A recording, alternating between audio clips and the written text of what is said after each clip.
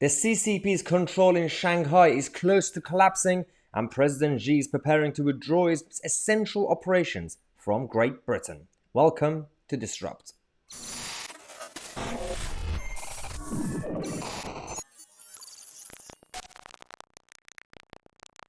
Hello, ladies and gentlemen. Welcome to the Ukraine Brief, where we disrupt the mainstream media's narrative, the show that gives you the behind the scenes and the sort of things that they're not really analyzing properly in the mainstream media. Let's talk about what's happening behind the Ukraine Brief. We already hear the latest from the ground and the propaganda from both sides, Ukraine and Russia and NATO. There is a key player involved, and they pretend that they're not involved, and that's the Communist Party in China. They are there. Their job is to play both sides.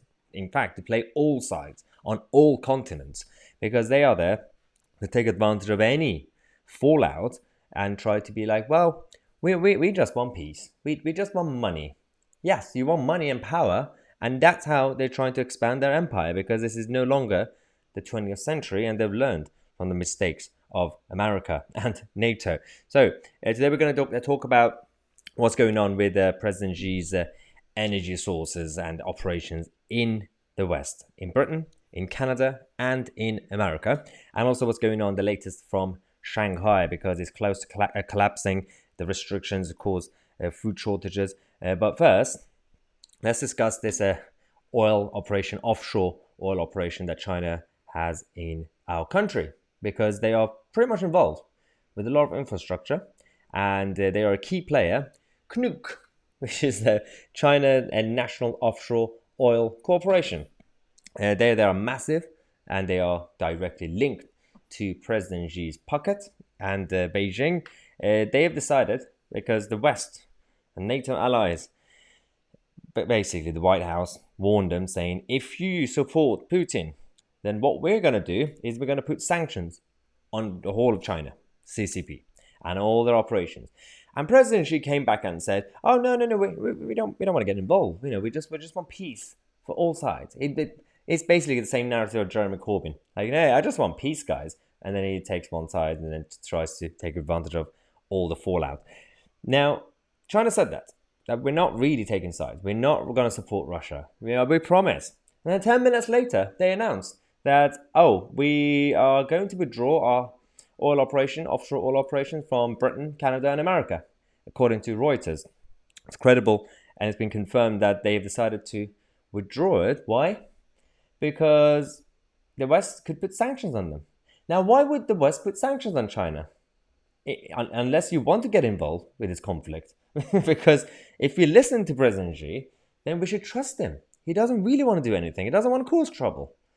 But clearly, he's got something planned. And this is the biggest problem that I have with the whole of this game, because no one really knows exactly the long-term strategy. All we know is that over the last few years, US shale, US Gulf of Mexico, Canada, and UK, this is the output that China's national offshore oil corporations had, oil and gas, both in Western countries. And it's huge. Again, in UK, it's slightly less so, but this is the top offshore oil and gas company that holds stakes in several large fields in all these three major countries. And they are now suddenly saying, well, it's probably best to withdraw and exit.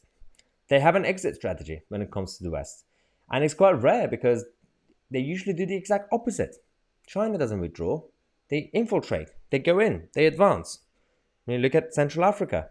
They essentially own the whole place. Look at Iran. They bought out Iran.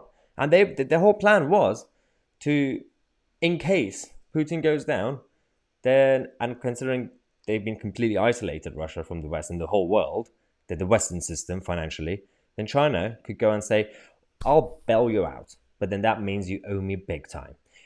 And if the other way somehow continues and Ukraine goes down, or something, complete chaos happens and continues for the next few decades, then China could come and say, well, we can provide support for all innocent people, food and clothes, because we have all these factories and all these minimum wage workers. Yeah, sure, China. This is the biggest problem that we're currently facing when it comes to the Chinese Communist Party. And but on the other hand, they can't even control their own country. We thought that the authoritarianism in Beijing is so strong, and it is generally strong, but not everybody is going to obey. And people are waking up in China. The access to information is bursting the bubble. Now, Dr. Eric Ding came on to talk about what's exactly happening in Shanghai. And it is quite fascinating to see why they're losing control, because the whole concept of the CCP was that they've been practicing authoritarianism for such a long time. They are supposed to be the experts. In the West, we do authoritarianism in a very soft and hidden way. We say we have democracy, but then we try to control society in a different way, right? We know how the state works in this country, in the West. In China, they've been very, very open about it, but suddenly, when people are hungry and have no money, they don't care about any of this. Listen to Dr. Ding. Because it's gone on much longer than anyone had planned. The Chinese government extended the lockdowns on 26 million people. And there's huge numbers of reports of food delivery problems. Like, unlike the West, where a lot of our food is processed or shelf stable, a lot of the Chinese diet is basically unfrozen, unprocessed vegetables and whatnot that has to be delivered daily into a city of 26 million. And now they're having a huge delivery supply chain issues. And there's a lot of pockets of Shanghai that is not getting food, period. And of course, there's wealth inequality where lots of wealthier places can get it, but poorer places of Shanghai can't, especially the undocumented residents who live there. And this is the key point, because they could have the structure when everything is already in place. They could tell you in China how to live your lives, what to eat, how to walk, because they control every aspect of your life, especially digitally, with the credit score system and everything else like that. But that only works when all citizens are obeying. They follow the rules. And the moment they become desperate, it's very, very hard for the state to completely clamp down, because China are trying to pretend that they are the civilized state, that they don't really go around and attack their own people. They try to hide all the evidence. But now they're going to be forced to completely directly target their own citizens, like what they've been doing with the Uyghurs. But we're going to be keeping you posted, because when it comes to what's going on behind the scenes, the Ukraine brief, there's not much about this that you're going to hear from the mainstream media. So thanks to your support, we're going to continue disrupt on this issue. But let's go to our new segment, Your Comments, where we read out a few of the most popular comments from the previous show yesterday. Yesterday we talked about Trump being proven right, as usual, when it comes to Germany's relationship with Russian gas and oil, and also, just generally speaking, wokeness. So we have Peter Pan. It's probably not the real Peter Pan, but Peter Pan says, there's a quote from Trump, 2021, in the Alabama, saying, "Do you know what woke means? It means you're a loser. It's true. Everything woke turns to S." And that was according to President Trump. And he was absolutely spot on. But again, that's not the only thing. When it came to Trump's warning about to Germany, when German politicians laughed in his face that he said you're too dependent, Baldy Man 64 says it's not just Germany, it will affect France as well. And a nation raging at the impact of Macron's policies couldn't happen at a more interesting time, because Macron decided to go to Moscow quite recently to have a chat with his bestie Putin, and to make peace deals. He was the first to go there, and all the Europhiles and Ramonas were like, "Oh, Macron is showing leadership. He's gone to see Putin." Imagine if it were President Trump or Boris or someone conservative actually gone, or so-called conservative, gone to see Putin to do peace deals. They would have shown so much outrage, saying, "Well, it's just a plot. He's gone to see his best friend. What about Zelensky? He should have gone to see Zelensky." And when Boris went to see Zelensky, then they decided to come up with more conspiracy theories. So it's just lose-lose anyway, but they don't really understand this. Now, Drawn Ink 1 says, "Our politicians simply don't think long-term about the country. They only think 5 years. The politicians in charge 10, 15 years ago should be stripped of their pensions and everything else." Yep. This is the biggest thing that I keep saying on this channel. One of the main issues about our Western democracies is short-termism.